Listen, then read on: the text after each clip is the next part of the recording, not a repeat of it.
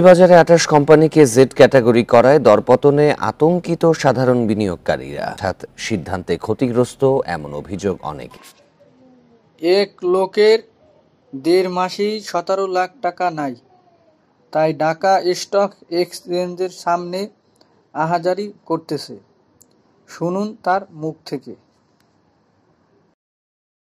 মাসে আমার ১৫ লাখ বা ১৬ লাখ টাকা লস, এটা মেনে নেওয়া যায়? এই পিরিয়ডে আমি এই জন্য আমি হতাশ হয়ে মাঠে নামি।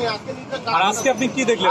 আজকে আমি ফেসবুকের বিনিয়োগকারীদের সবাই একটু ছন্দে অনেকে আহ্বান করছি যে আজকে রবিবার, সবাই সমবেত হবে, চিরা মুড়ি গুড় এগুলো নিয়ে এসএসসির সামনে আসবেন, আমরা সবাই আমাদের পদত্যাগ করবো, এই সমস্ত কথা নিয়ে আমি ফেসবুকে লিখে দেখলাম যে ১৫০ লোক response. Shakil Howlader, independent television, ২৪ ঘন্টায় খবর।